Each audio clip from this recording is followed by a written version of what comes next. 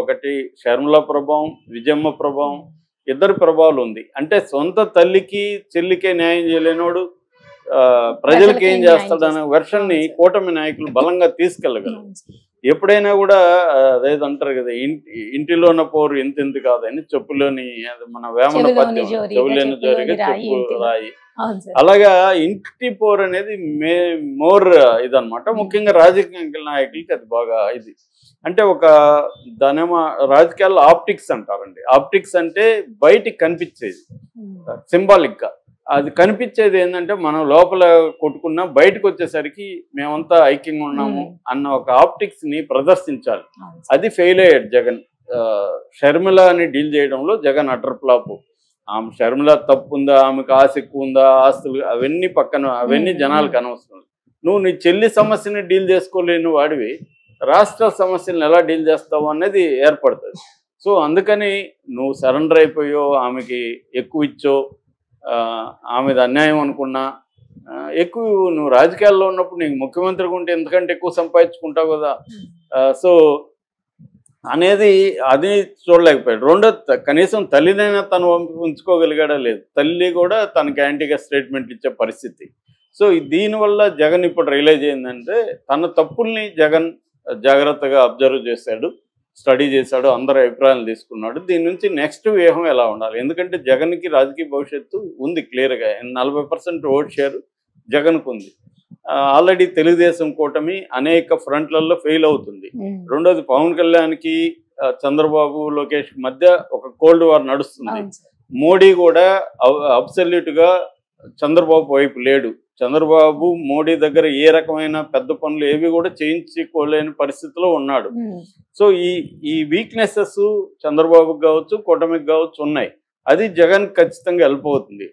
కాబట్టి జగన్ ఏం చేస్తున్నా అంటే ముందు తన ఇంటిని చక్కదిద్దుకోవడం, పార్టీని రీబిల్డ్ చేసుకోవడం, కార్యకర్తలను ఉత్సాహపరచడం, ఈ కార్యక్రమాల మీద ఫోకస్ చేస్తున్నాడు. అందుకని వాళ్ళ స్ట్రాటజీ ఏమంటే విజయమ్మని ముందుగా, కాంగ్రెస్ నాయకులను ముందుగా తీసుకోవడం, కాంగ్రెస్ నిర్వీర్యం చేసేస్తే ఆటోమేటిక్గా షర్మిల కాంగ్రెస్లో ఎవరు లేరు కాబట్టి నేను కూడా జగన్ ఇప్పుడు మారాడు, తన తప్పుల్ని తెలుసుకున్నాడు, ఇద్దరు కలిసి నాన్న లెగసీని ముందుకు తీసుకెళ్దాం అన్నాడు అనే ఒక ఆమె యూటర్న్. ఆమెకేముంది, ఎన్ని యూటర్న్ అన్నా ఆమె రాజకీయ ఆమె కాదు, ఎవరైనా రాజకీయాల్లో యూటర్న్ అనేది వెరీ కామన్.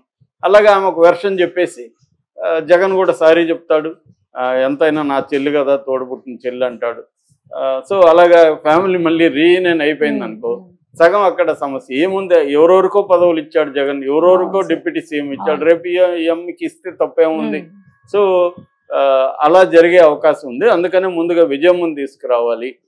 మొన్న లండన్ ట్రిప్లో కూడా విజయమ్మ జగన్తోనే ఉన్నింది. అంతకుముందు డిసెంబర్లో అక్కడ వైఎస్ఆర్ ఇడుపులపాయలో సమాధి దగ్గర కూడా జగన్ని ఆమె ఎగ్ చేసుకోవడం, కన్నీళ్ళు పెట్టుకోవడం, ఆ తర్వాత చర్చికి వెళ్ళడం, ఇవన్నీ కూడా జగన్తో కలిసి ఉన్నింది ఆమె.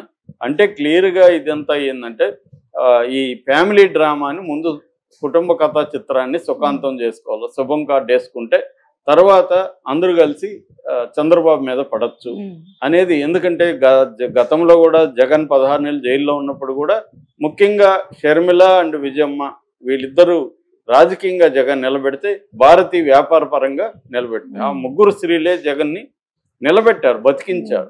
సో ఆ ముగ్గురు స్త్రీలలో ఇప్పుడు ఇద్దరు స్త్రీలు యాంటీ అయిపోయారు.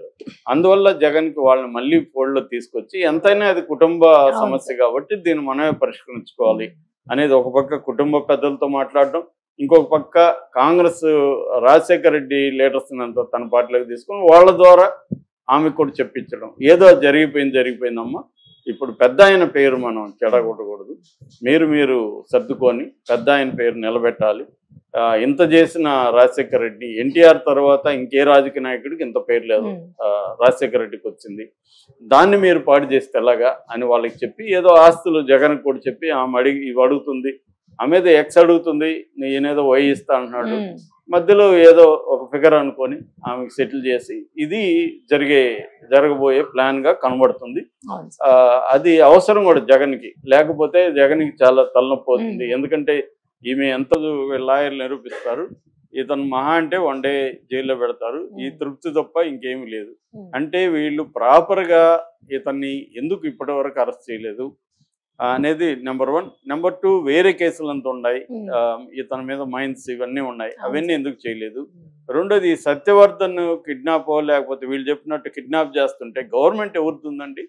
తెలుగుదేశం గవర్నమెంట్ ఉంటే వంశీ ఎలా ధైర్యం చేసి కిడ్నాప్ చేశాడు? కిడ్నాప్ చేస్తుంటే మీరు 3 రోజులు 4 రోజులు పెట్టుకుంటే మీరేం చేస్తున్నారు? గవర్నమెంట్ వీళ్ళ చేతిలో ఉంది, పోలీస్ వ్యవస్థ వీళ్ళ చేతిలో ఉంది.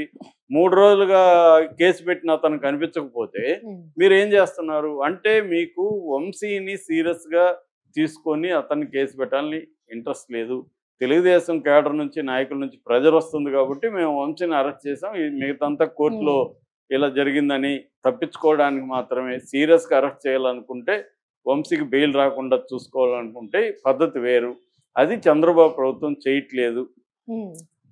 ముఖ్యంగా అక్కడ గన్నవరంలో ఉండే లోకల్ లీడర్స్, ముఖ్యంగా యార్లగడ్డ వెంకట్రావు అక్కడ తెలుగుదేశం ఎమ్మెల్యే, వాళ్ళు దీని మీద సీరియస్గా లేరు. యాక్చువల్గా వంశీ వ్యాపారాలకి, అక్రమ వ్యాపారాలకి ఇప్పటికి కూడా యార్లగడ్డ సపోర్ట్ చేస్తున్నాడు. ముఖ్యంగా మైనింగ్ వాటికి సంబంధించి అనేది తెలుగుదేశం వాళ్ళే పోస్టులు పెడుతున్నారు. సో వల్లభనేని వంశీ ఊరికే తెలుగుదేశం మీడియా వల్లభనేని వంశీ సైకో, అతను కిడ్నాప్ చేయించాడు ఇవన్నీ రాస్తున్నారు, కానీ ఇది కోర్టులో ఎలా ప్రూవ్ అవుతుంది? అతనే వచ్చి ఆల్రెడీ అఫిడవిట్ ఇచ్చేశాడు, జడ్జి గారి ముందే చెప్పేశాడు, ఆల్రెడీ స్టేట్మెంట్ రికార్డ్ అయిపోయింది. ఇప్పుడు వచ్చి మళ్ళీ వీళ్ళు ఈ కిడ్నాప్ ఇతనే చేశాడు, ఇవన్నీ మీడియా సైకో, ఇవన్నీ మీడియా రాయాల్సింది తప్ప కేసుని అలా కన్స్ట్రక్ట్ చేయట్లేదు. అంటే ఇక్కడ ఊరికే మీడియాలో ప్రచారం ఏమో ఒకటి జరుగుతుంది, గ్రౌండ్ లెవెల్లో ఏమో తెలుగుదేశం ప్రభుత్వం సీరియస్గా తీసుకొని వీళ్ళని అరెస్టులు చేయాలి, కేసులు ఎప్పుడైనా కేసుని నిజంగా అరెస్ట్ చేయాలి, వీళ్ళని ఎక్కువ కాలం జైల్లో పెట్టాలంటే ఫస్ట్ కేసుని ఎలాంటి కేసు పెట్టాలి, ఆ కేసుని వాటర్ టైట్గా ఎట్లా బిల్డప్ చేయాలి, ఇది ఇంపార్టెంట్. అది వాళ్ళకి తెలీదా? చంద్రబాబుకి తెలీదా? లోకేష్కి తెలీదా? తెలిసి ఎందుకు ఇలా కావాలని లూజ్గా ఊరికేదో మేము అరెస్ట్ చేసాం అతను బెయిల్ వచ్చేసింది అన్నట్టుగా ఎందుకు చేస్తున్నారు? అంటే ఒక మొక్కుబడిగా వీళ్ళ మీద విమర్శలు వస్తాయి చేస్తున్నారు తప్ప సీరియస్గా వల్లభనేని వంశీని కానీ అటు కొడాలి నానిని కానీ సీరియస్గా తీసుకొని స్ట్రాంగ్ కేసు పెట్టి వాళ్ళని ఎక్కువ రోజులు జైల్లో పెట్టే విధంగా వీళ్ళు ప్లాన్ చేయట్లేదు. ఏదో కొమ్మకు రాజకీయాలు నడుస్తున్నాయి అనేది ఎక్కువ మంది చెప్తున్నారండి. ఎక్కువ మంది ఇప్పుడు మనకి చెప్పేది ఏంటంటే, ఈ తెలుగుదేశం ప్రభుత్వంలో వైసీపీ నాయకులు చాలామంది ఈ కేసులు వీటికి భయపడి పెద్ద ఎత్తున డబ్బులు ఇంకోటో ఆస్తిలో ఇచ్చేసి వాళ్ళు